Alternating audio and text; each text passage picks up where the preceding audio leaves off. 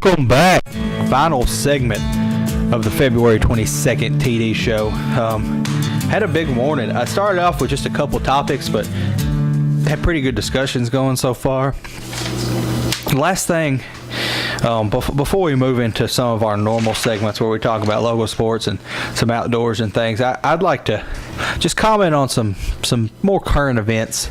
Thing that's kind of ate up the four letters to a point where I didn't really want to hear about it much more, but I would like to get your take on it, maybe give my opinion on it, and that's LeBron, who I've spelled LeBron on my paper.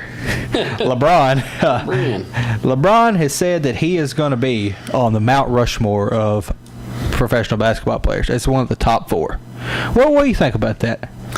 You know the most interesting thing I heard from this story? What's that? Is Bill Russell coming up to him at the All-Star game and saying, I'm glad you didn't put me on your Mount Rushmore because I only won 2 high school championships, 2 college championships, and then, is it 7? 7 NBA championships. So that being said, my personal Mount Rushmore. Let me hear yours before I give you mine. Okay. If people are going to get upset with it because I don't have Wilt Chamberlain or Bill Russell on it. Okay. I also have a tie for the 4th spot. So you've got 5. 4.5. They're tied. I haven't decided who's going to be up there. So you've got like a Siamese twin on your Mount Rushmore. Yeah, because they're kind of the same player.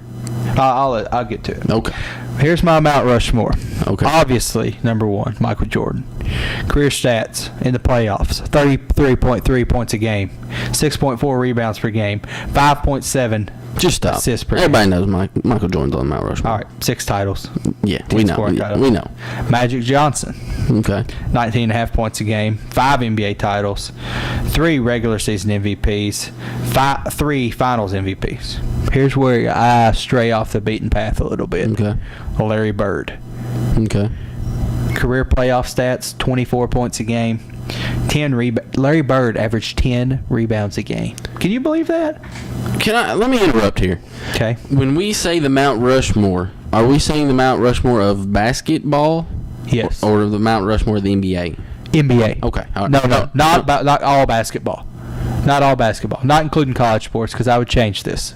Okay. Not including coaching. Not including what you did as a GM. Only including your time playing in the NBA, which is how I took LeBron to mean this. Because he obviously didn't play any other thing. This is only NBA basketball. But he got some years in the NBA that those other players would have had in college. I know. That's why he's not on my Mount Rushmore right now. Okay. All right. My 4th and final spot is a tie. Okay. Tim Duncan and Shaquille O'Neal. Okay. Because them, along with Wilt Chamberlain, who I think could go in this tie area here, this is where I have trouble, dominated games in the NBA, I think, to a degree that maybe Bill Russell didn't. Kevin Durant hasn't got there. LeBron James can score a lot of points and can do things, but does not dominate a game the way that Tim Duncan comes in and takes over a game. The way that in his prime, the way that Shaq in his prime took over a game. That's why I have them ahead of him at this point. And I know I left off Bill Russell, who a lot of people think is the best basketball player of all time, who's number 2 on a lot of lists behind Jordan. Yeah, here's what I would. But he played before my time, and I know it's probably a generational thing. Anyway, go ahead. Here's what I would say. I'm going to go in reverse, maybe. I think, but my number 4, if I get the ability to do Siamese twins as you did, I would actually make mine Tim Duncan and Bill Russell, who I think are the same exact player. Yeah, Tim Duncan play a very similar, from just what I've seen about Bill Russell. Never saw him Obviously, play. we weren't there in the Garden watching him live. That being said, I from what we've seen, I think they're the same exact player. Right. And I think they did way more with their God-given ability than Shaq did. Exactly. Because not everybody is 7 foot, 450 pounds, or whatever he was. Right. Or Kareem Abdul-Jabbar. That's why I left him off my list. Right. So that being said, I'd have Bill Russell, Tim Duncan 4. Obviously, I'm going to jump all around here. Michael Jordan, number 1 on anybody's list, I would imagine. Yeah. his ability just to go to a level that we haven't seen since or Right. before. He on his normal days, he played like LeBron. He could go to a level that LeBron has not been able to attain thus far. Here's the thing with Magic Johnson and Kareem and any of those players with the Lakers, they were just such talented teams with so many players that it They kind of won down so many titles, right? It kind of downgrades any individual I agree with player that. because what about if those players had been somewhere else? We have no idea what they would have Exactly. done. I can agree with that, and that's why I only had Magic. Right. And that's because when I was a kid, I had this DVD of Magic Johnson teaching you how to play ball, so I always liked him. Right.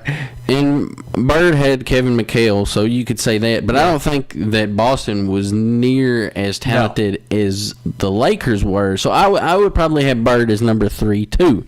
But I'm going to surprise you with my number 2, and I'm going to cheat a little bit. Okay. I know you said don't include college, but I'm going to include college with him and the pros, both. Patrick Ewing. As one. No. It does start with a P, though. Penny Hardaway. No. Okay. Pistol Pete Maravich. Oh, my God. Yes. The best Yeah. shooter of all time, I would I agree. assume. So, Yes. I mean, And I wish I'd even thought of that. yeah, that is I would have MJ 1, Pistol Pete, Larry Bird 2, 3, and then Bill Russell, Tim Duncan 4. And I can't argue. I cannot argue with putting Pistol Pete on there. He's not going to be on any modern list that we look at. Right. But I cannot argue with that. I mean, just pure shooter, averaged 44 points a game, I believe, in college, which is yeah. unbelievable. And ball handling skills that would rival any Right, NBA and he wasn't player. playing at Liberty. I mean, he was playing at LSU. Right. So he wasn't playing cupcakes. Exactly. I can't argue. All this being said, I believe in 15 years that you probably have to make room for LeBron on there, and maybe Durant, depending on how he Durant can matures. keep it up. Yeah. Right. Yeah. Because I believe he's maturing at the same rate LeBron did. Yeah, LeBron's at a few this years point, older. right? And Durant kind of for the first couple of years was okay being a backseat second Right. player. You know, he's decided, look, I can be the best player in the NBA. I mean, we saw in the All-Star game, he wanted to go one-on-one with LeBron, and LeBron wasn't having it. Right. But obviously, LeBron's got something to lose, and Durant has it to gain. Exactly. All that being said, Durant obviously not as muscular as LeBron, which will hurt him in what he can do with The Slim himself. Reaper. The Slim Reaper, yes. Or the Servant. Still not as good as a nickname as Dougie McBaskets, who I still believe better than Pistol Pete Maravich. Here's what. More athletic. More of an athlete than Pistol Pete Maravich. If Pistol Pete's the best shooter of all time, before McDormand, I would have ranked J.J. Redick number 2, best pure shooter. How about now Jimmer Verdette? Pure shooter. I hated him as a person and as a player, but he could stroke. I don't think he could shoot as well as Redick and McDormand. He did hit a lot of I'm not going to say amazing shots, Yeah. but He also took a lot more shots than Redick shot. Right. Redick didn't take near the. He had talent around him. right, not near as talented as a lot of Duke teams have been since. Right. But Or I mean, he before. had talent around him where he didn't have to take the amount of shots that Jimmer took, or we would have probably seen those numbers out Right. of Redick. That being said, I would have had Pistol Pete and J.J. Redick as 1-2 pure shooters, but I believe McDormand is the best college basketball player I've seen, best shooter I've seen. I've never seen anybody play as hard on offense as he does, continually moving without the ball, which is what you want every player to Exactly. do. But he's so smart, it's unbelievable. And he plays defense too, but smart defense. Every play, he's around the goal, and he's there to affect shots, but he doesn't commit fouls, and he doesn't block shots. But He doesn't try to block shots. Right. He doesn't even leave his feet a lot Right. of the He time. tries to alter their position in regards to the basket. And we heard it. This is something I'm going to talk about again when we get Right. to We the heard it sport. spoken in high school when John Allen was the coach. You don't have to jump and block a shot. Just alter the shot and don't foul. And if you watch games with him, it's amazing how many people just assume that he's going to foul them. Right. They alter their shot, and they miss it. He gets the rebound because he's in position because he didn't leave his feet and he boxed out. Exactly. Just incredibly smart, best college basketball player. Yeah. Today, that's in the modern game we call that working the angles. You try to run a play to get you the angle to either get fouled or hit the shot. He is putting his defense up to run against that angle. He's the opposite of how Adolph Rupp coached the game, and that was he ran offenses to create an angle. He ran one play all game long with about 35 options off of it based on angles to the basket. He puts his body in a way to keep you from having that best angle to the basket. Pretty smart guy. I've only seen parts of games. I know you've watched him play some whole games. I haven't watched him play a whole game. I have watched 2 second halves, and then of course all his highlights that I've seen this year. If you or anybody else hasn't watched him play this year, it's amazing what he can do with and without the basketball. You should watch it if you get to the chance. But leaving professional and collegiate sports and moving to the outdoors, this is where we generally talk about hunting and fishing. And I know you're going fishing today, so talk a little bit about where you'll be going, what you'll be doing. What I told you to do last week, in that you wanted to work some slow baits, you wanted to imitate some bait fish, is still going to hold true, and that's what I'm going to do a little bit this week. But I also think that you could run a crankbait through some shallower water now that the water temperature is going to be up to about, I'd say the water temperature is going to be 52. I don't know. I haven't been out there yet, but I'd say the water is going to be in the low 50s, just based on all this rain we've got over the past few weeks, or past few days. So that's what I'm going to be doing is running maybe a lipless crankbait and a jerkbait and, of course, a football jig, because I'm going to throw a jig any time of the year just because I like it. That's what I feel most comfortable doing. What you need to do if you're going to go fishing is do what feels best to you, what you have most confidence in, because that way you're going to have the most fun. You're not going to be second-guessing yourself, and that's what it's about. It's having a good time. So if you get out this weekend, I do think that lipless crankbaits, jerk baits are going to work pretty good, whether you use the soft jerk bait. Even if you just want to go to a plain old rubber worm, that's going to work. I don't think a lot of your live baits are going to work as well right now. Maybe if you had some minnows, you could probably fish those. I don't think you could even dance a little jig while you're fishing if that made you feel better. But I don't think you're going to be able to fish like night crawlers or anything and have any success. Just a little too cold for that kind of stuff. But rubber worms, Texas rigged, maybe football jigs with crawdad trailers on them to kind of imitate some bluegill, and I think you have a good time. That's what I'm going to try and do this afternoon. I'm just going to go to the county lake here, not going to venture real far outside of my home. Speaking of dancing jig, I've also helped I heard that it helps if while you're fishing you talk a little jive. Really? Do a little jive talking. It really gets the fish stirring. Did you call me jive turkey? What you just called me? But moving from the outdoors to the kitchen, as we usually do, it's time for 2 minutes with Paula Dan. Gonna throw on a big slab of beef. What do you have for us today, Dan? Well, we've been talking about fishing, so I thought I'd do a little seafood for you today. Something I like to cook a lot on the grill is, I don't really have a name for it. It's crab, shrimp, and scallops all mixed together.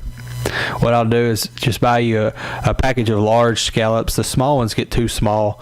Get you a package of large scallops frozen, thaw them out. A package of shrimp, shelled shrimp, and a package of crab meat. Obviously, let all that thaw out. What you're also going to need is 3 sticks of butter, 2 onions, and a package of mushrooms. You just take all of those ingredients. What you want to do is cut the onions up and put them on the bottom of a aluminum pan. You're going to put the onions on the bottom for this reason. The onions will cook first and let off the juices, and that'll keep you from burning your shrimp, crab, and scallops.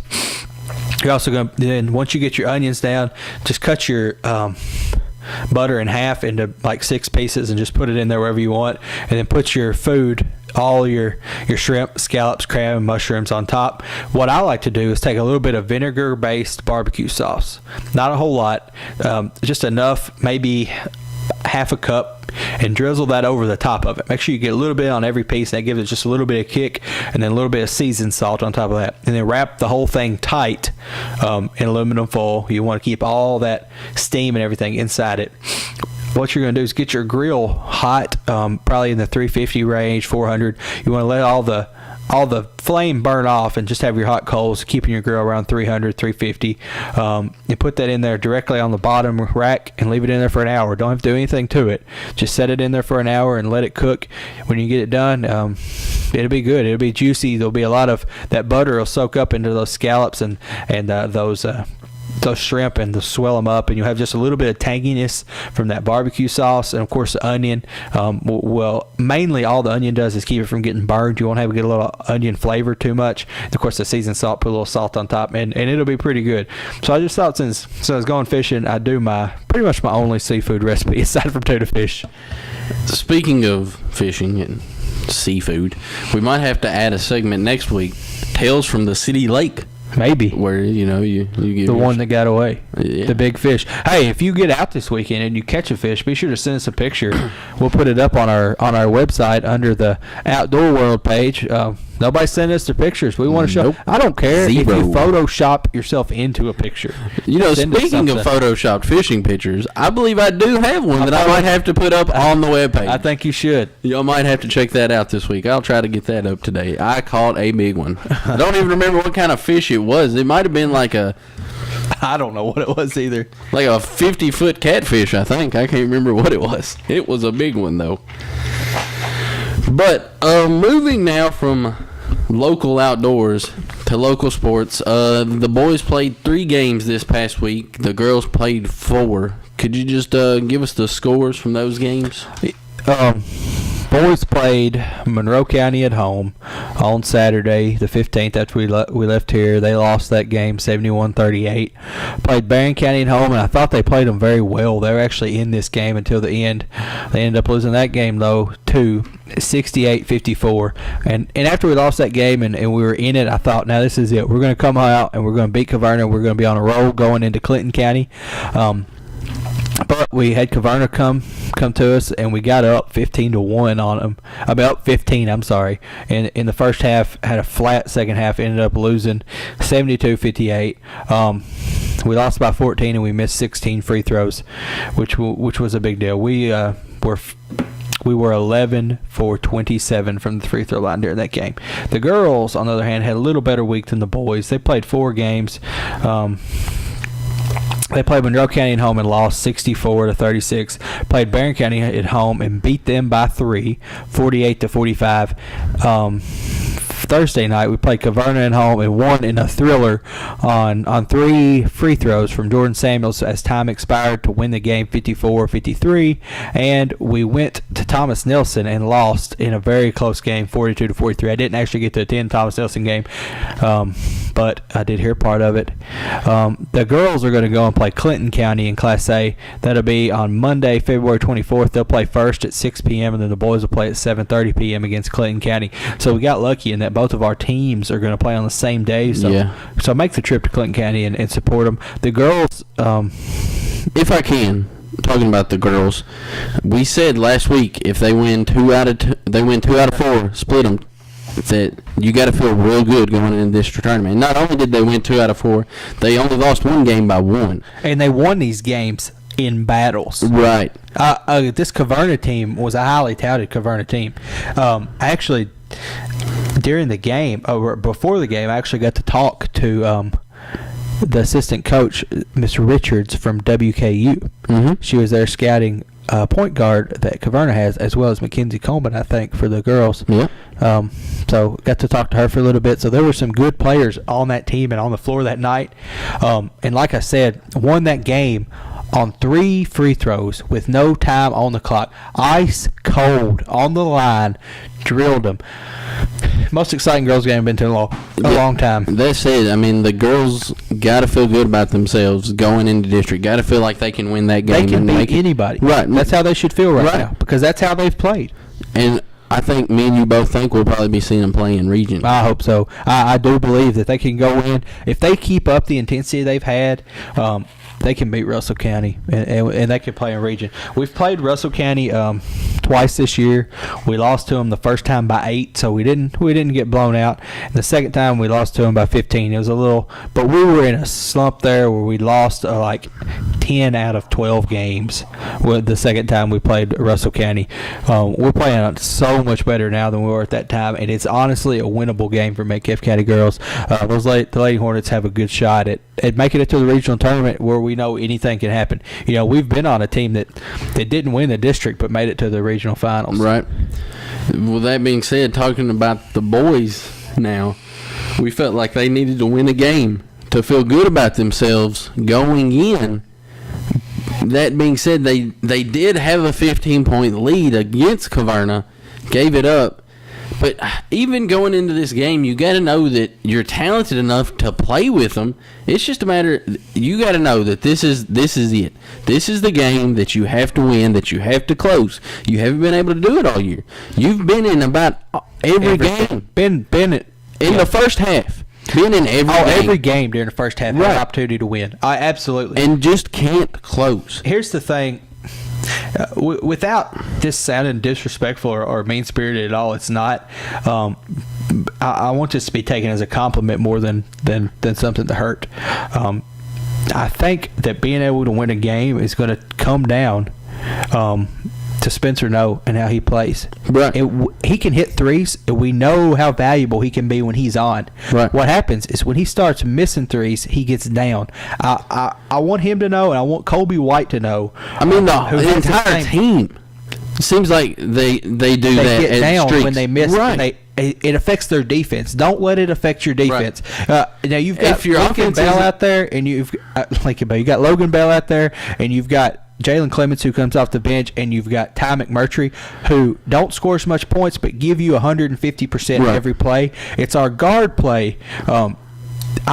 When you miss shots, that's okay. We're going to get plenty of opportunities. You've got to keep your intensity up on defense, and we're going to win games. If we could keep our intensity up for 32 minutes, we can beat Clayton County. We have that much talent. We just can't get it together. Right. And it's even more importantly when the offense isn't going well that you play well on defense so the ball that a back. team doesn't get up 30 points on you. Exactly. That's what's happened is when our offense hits a little lull, Right. our defense ducks its head. When your offense struggles, you have to pick your defense up even more. Like I said, this team is so talented to be this record. I mean, they're not a 2-win Right. team. You know, they're a legitimate 12, 15-win team. I don't know. It's been a rough stretch there for these boys. Hopefully they can come in and shock Clinton County at home. I will be there. I mean, If anybody wants to ride with me, give me a call. We can split some gas money.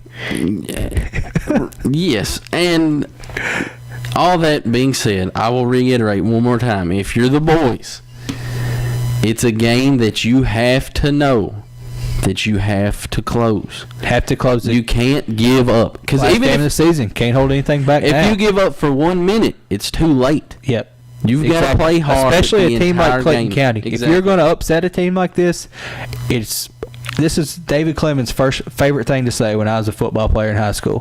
48 minutes of mean. And I know you don't play 48 minutes, but I don't care. Start early. We need 48 minutes of mean out of this basketball team. And you can beat any team that you've played this year if you give them 48 minutes of effort. Normally, I say that this is the most effort that I've ever seen a Metcalfe County team play the hardest, and they do in spurts. But to beat a team that's as talented as Clinton County or as Russell County will be if you beat Clinton County, you need to play as hard, everything you've got for the full amount of time. I know we've got injuries and some things haven't went well for us, but there's not been a game this year that I haven't thought, you know what, we've got a chance to win that game. No matter if we lost by 20 or if we lost by 1 or we lost by 37. At some point during that game, we had a shot. We were in it until the bottom fell out. Going back to the fishing real fast, what do you think about my fish there that I caught? That is some sort of catfish. It's a monster. I'd say 18 feet, maybe 15 feet. Yeah, that thing weighs a good 150, 200 pounds. Yeah, I tell you what, getting that fish in, that was hard. I bet it was. Probably had to hook that thing up to a jet ski. But I'll put the picture up on the webpage there in Outdoor World so everybody can see it. My fishing buddy there, I haven't seen him since, nor had I seen him before. He just I don't know. showed up, helped you. Yeah, he saw the struggle that I was in. He saw the struggle that I was in. But we got her in. I've got her down in the basement. Whenever we get that cleaned out, I'll bring her out. But I'll be sure to put it up on the webpage so everybody can see the fun that we're having here. That about wraps it up for today. We'll be back next week.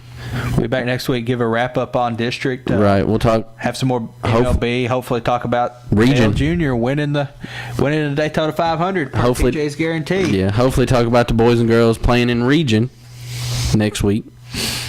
Yep, I hope so. That's where we want to be. So, to end this thing, I want to thank everyone for listening to us today. Good luck. Go Hornets.